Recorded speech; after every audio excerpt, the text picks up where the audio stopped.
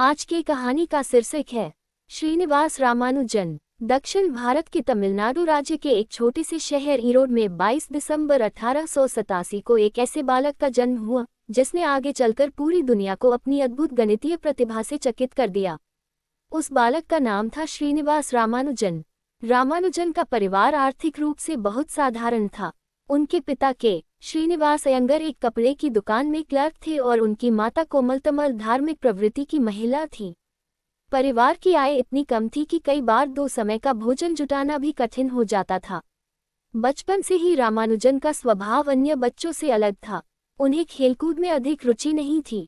वे घंटों तक अकेले बैठकर संख्याओं के बारे में सोचते रहते थे। उनके मन में हमेशा नए नए प्रश्न उठते रहते थे।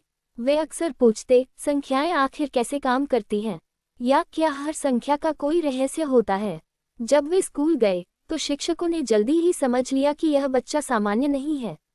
गणित की कक्षा में वे ऐसे प्रश्न हल कर देते थे जिन्हें बड़े विद्यार्थी भी नहीं कर पाते थे। कई बार शिक्षक किसी कठिन सवाल का उत्तर समझा रहे होते और रामानुजन उससे भी सरल तरीका खोज लेते। एक दिन उनके शिक्षक ने पूरी कक्षा से एक कठिन गणित का प्रश्न हल करने को कहा। सभी छात्र संघर्ष करते रहे, लेकिन रामानुजन ने कुछ ही मिनटों में उत्तर लिख दिया। शिक्षक को पहले विश्वास नहीं हुआ। उन्होंने उत्तर की जांच की और पाया कि उत्तर बिल्कुल सही था। इतना ही नहीं, रामानुजन ने नया तरीका अपनाया था। धीरे धीरे पूरे स्कूल में उनकी प्रतिभा की चर्चा होने लगी। लेकिन रामानुजन की सबसे बड़ी विशेषता ये थी कि वे केवल किताबों में लिखे सूत्र याद नहीं करते थे। वे स्वयं नए सूत्र खोजने की कोशिश करते थे। उन्हें लगता था कि गणित केवल पढ़ने की चीज नहीं, बल्कि खोजने की दुनिया है। करीब 16 वर्ष की आयु में उनके जीवन में एक ऐसी घटना हुई जिसने उनका भविष्य बदल दिया। उन्हें एक पुस्तक मिली जिसका नाम था a synopsis of elementary results in pure mathematics. इस पुस्तक में लगभग 5000 गणितीय प्रमेय और सूत्र थे, लेकिन उनके प्रमाण नहीं दिए गए थे। यही पुस्तक रामानुजन के जीवन की दिशा बदल गई। उन्होंने पुस्तक के प्रत्येक सूत्र को स्वयं सिद्ध करना शुरू कर दिया। कई बार वे पूरी रात जागकर गणित करते रहते। उनके पास न कोई आधुनिक पुस्तक थी और न कोई मार्गदर्शक, फिर भी वे अपनी बुद्धि के बल पर नए नए परिणाम निकालते रहे। अब उनकी दुनिया केवल गणित बन चुकी थी, लेकिन इसका एक नकारात्मक प्रभाव भी पड़ा। उन्होंने गणित के अलावा अन्य विषयों की पढ़ाई लगभग छोड़ दी। अंग्रेजी, इतिहास और अन्य विषयों में उनके अंक बहुत कम आने लगे। परिणाम ये हुआ कि वे कॉलेज की छात्रवृत्ति खो बैठे। परिवार की आर्थिक स्थिति पहले ही कमजोर थी। छात्रवृत्ति समाप्त होने के बाद पढ़ाई जारी रखना बहुत कठिन हो गया। फिर भी रामानुजन ने हार नहीं मानी। उनके लिए गणित केवल एक विषय नहीं था, बल्कि जीवन का उद्देश्य बन चुका था। वे पुराने कागजों, रजिस्टरों और यहाँ तक कि फेंके गए कागजों पर भी अपने सूत्र लिखते रहते थे। धीरे धीरे उनकी नोटबुकें हजारों नए गणितीय सूत्रों से भरने लगीं।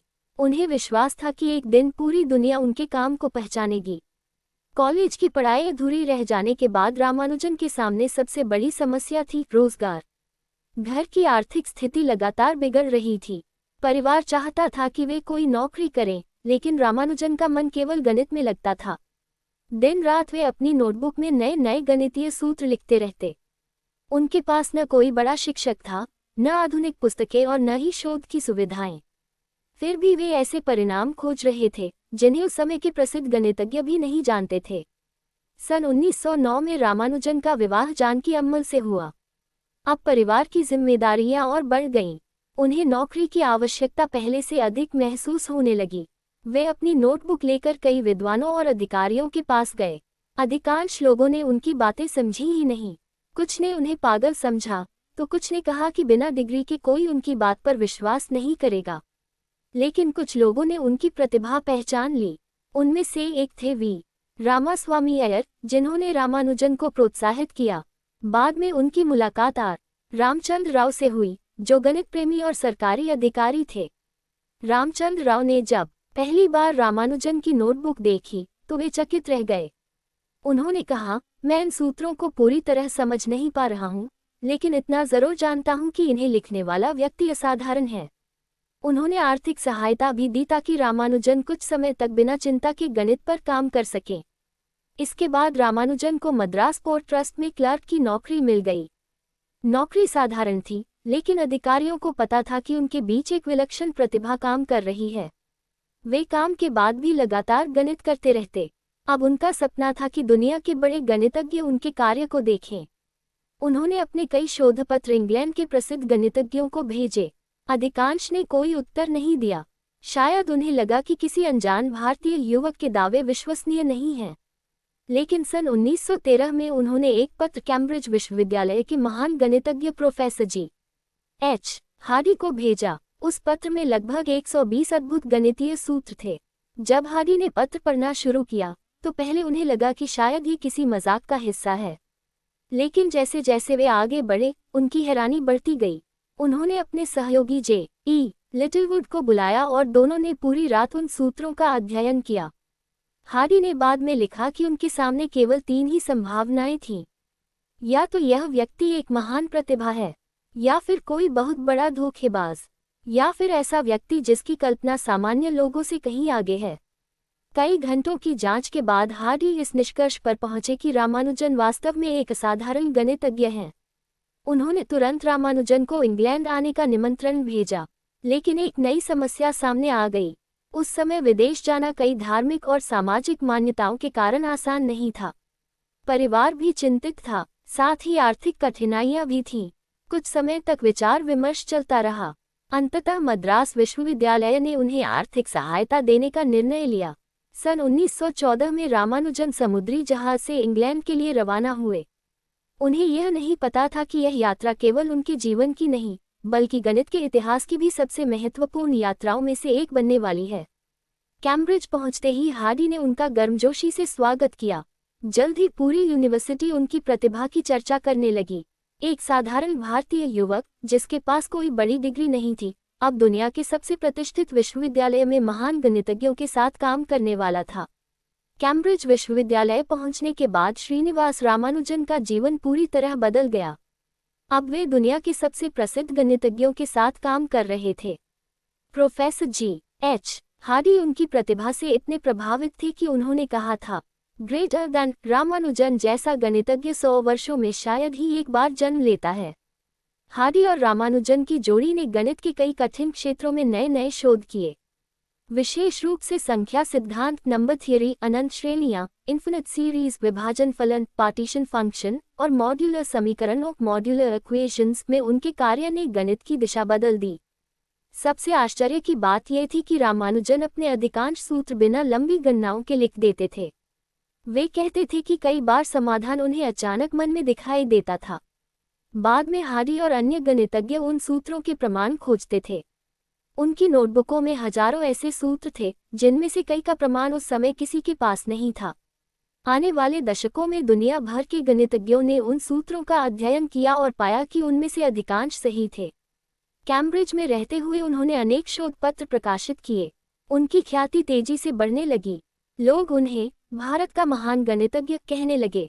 सन 1918 में उन्हें एक बहुत बड़ा सम्मान मिला। वे रॉयल सोसाइटी के फेलो चुने गए।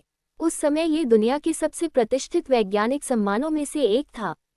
इतनी कम आयु में ये सम्मान पाने वाले वे पहले भारतीय गणितज्ञों में शामिल थे। इसी वर्ष उन्हें ट्रिनिटी कॉलेज, कैम्ब्रिज का फेलो भी चुना गया। यह उनके असाधारण योगदान की अंतर्राष्ट्रीय मान्यता थी। लेकिन दूसरी ओर उनका स्वास्थ्य लगातार बिगड़ता जा रहा था।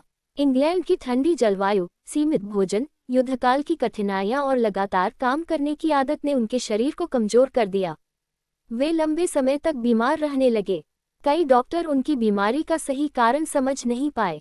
फिर भी बीमारी के बावजूद उन्होंने गणित पर काम करना नहीं छोड़ा। अस्पताल में भर्ती रहने के दौरान भी वे अपनी नोटबुक में नए नए सूत्र लिखते रहते थे। उनके लिए गणित केवल एक पेशा नहीं था, बल्कि जीवन का उद्देश्य था। एक दिन प्रसिद्ध घटना घटी। प्रोफेसर हार्डी उनसे अस्पताल में मिलने आए। उन्होंने कहा, मैं जिस टैक्सी से आया उसका नंबर 1729 था। ये संख्या मुझे बहुत साधारण लगी। रामानुजन मुस्कुराए और तुरंत बोले, नहीं, ये संख्या बिल्कुल साधारण नहीं है। 1729 सबसे छोटी ऐसी संख्या है जिसे 2 अलग अलग तरीकों से 2 घनों के योग के रूप में लिखा जा सकता है। उन्होंने तुरंत बताया, 1729 equals 1 to the power of 3 जोड़ 12 to the power of 3 equals 9 to the power of 3 जोड़ 10 to the power of 3। Hardy उनकी स्मरण शक्ति और अद्भुत गणितीय दृष्टि देखकर दंग रह गए। आज भी 1729 को पूरी दुनिया में रामानुजन संख्या रामानुजन नंबर के नाम से जाना जाता है। हालांकि बीमारी बढ़ती जा रही थी, लेकिन उनका मन अब भी गणित की नई खोजों में लगा रहता था। उन्होंने अपने अंतिम दिनों में भी कई ऐसे परिणाम लिखे जिन्हें बाद में मॉक थीटा फंक्शंस कहा गया। इन पर आज भी दुनिया भर में शोध जारी है। ऐसा लग रहा था कि उनका शरीर कमजोर हो रहा था, लेकिन उनकी बुद्धि पहले से भी अधिक तेज होती जा रही थी। सन 1919 में लगातार बिगड़ते स्वास्थ्य के कारण श्रीनिवास रामानुजन इंग्लैंड से भारत लौट आए। उनका शरीर बहुत कमजोर हो चुका था, लेकिन उनका मन अब भी गणित की नई खोजों में डूबा रहता था। घर लौटने के बाद भी वे दिन रात अपनी नोटबुक में नए नए सूत्र लिखते रहे। उनकी पत्नी जानकी अम्मल और परिवार के लोग उनकी सेवा में लगे रहते थे। सभी को उम्मीद थी कि भारत की जलवायु और परिवार का साथ उन्हें स्वस्थ कर देगा, लेकिन उनकी बीमारी लगातार बढ़ती गई। बीमारी के बावजूद रामानुजन का शोध नहीं रुका। उन्होंने अपने अंतिम महीनों में कई महत्वपूर्ण गणितीय परिणाम लिखे, विशेष रूप से मॉक थीटा फंक्शंस पर उनका कार्य इतना उन्नत था कि गणितज्ञ कई दशकों तक उसे पूरी तरह समझ नहीं पाए। आज आधुनिक गणित, भौतिकी और स्ट्रिंग थ्योरी जैसे क्षेत्रों में भी उनके विचारों का उपयोग किया जाता है। 26 अप्रैल 1920 को केवल 32 वर्ष की आयु में श्रीनिवास रामानुजन का निधन हो गया। उनकी मृत्यु ने भारत ही नहीं बल्कि पूरी दुनिया के गणित जगत को गहरे दुख में डाल दिया। इतने कम जीवन में उन्होंने जितना कार्य किया, उतना कई गणितज्ञ पूरी उम्र में भी नहीं कर पाते।